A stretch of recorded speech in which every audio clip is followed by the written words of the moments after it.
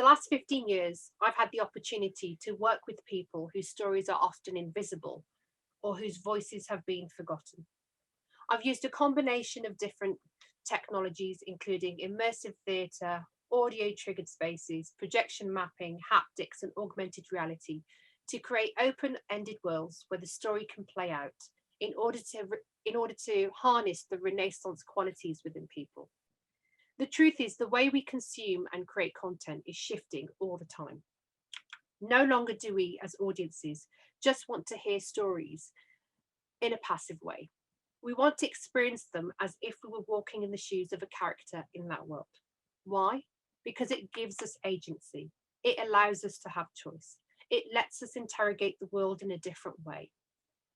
So this project was commissioned by Open Data Institute and Birmingham Open Media. And we used open data to look at the noise and mood levels to understand how neurodiverse people navigate city spaces. So we ended up creating Mood Pinball, a real life-size pinball machine where you get to travel around the city of Coventry as Edie, a neurodiverse artist in the form of a bull.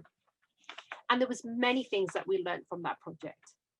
That actually people like playing the game. It had a high player retention. And it also left people feeling really calm. But the biggest learning was that the world is a user experience designed for neurotypicals.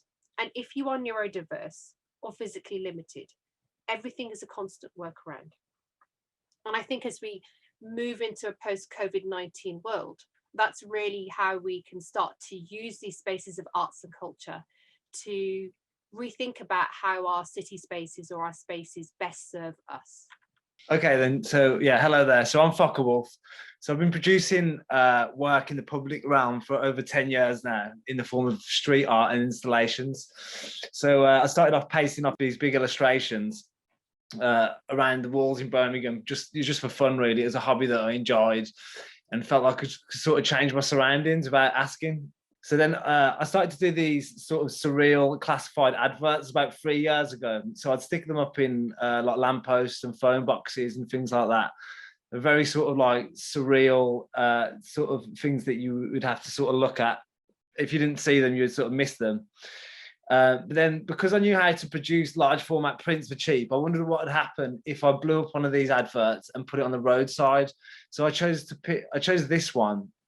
And I got a phone number, and I stuck it next to some traffic lights in Birmingham city centre.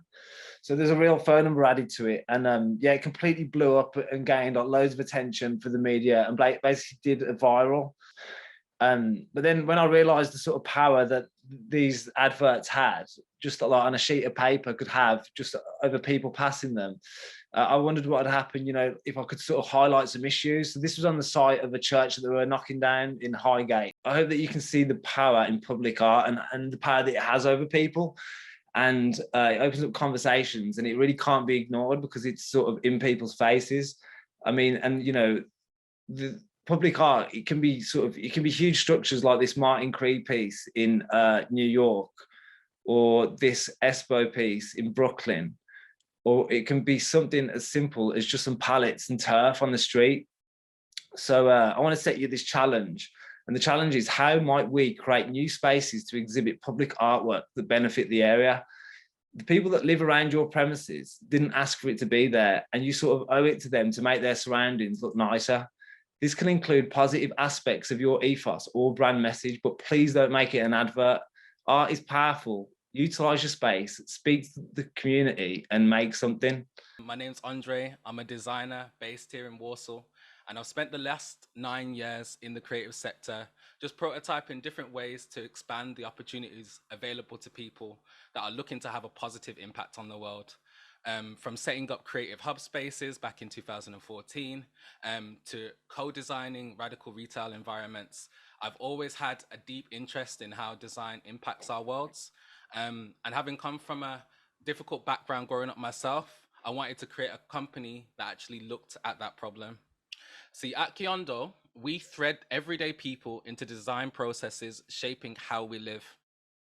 Our spaces, meaning the places where we live and work, our products, the things we buy, interact with, and consume, and our systems, the underlying infrastructures which hold our societies together. We want to inspire you to find the solutions to the things you want to change and help create the platforms to make that change happen.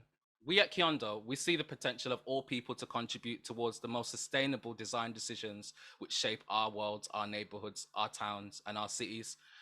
People front and center in identifying the problem and being part of creating the solutions. But there are 5 things I want everyone to remember, and this is central to how we practice and something we should all consider in the work that we do.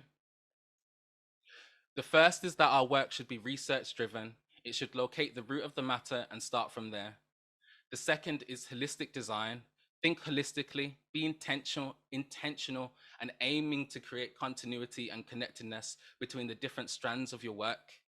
The third is healing. The work we must do must heal and produce spaces for wellness. The fourth is mutual exchange.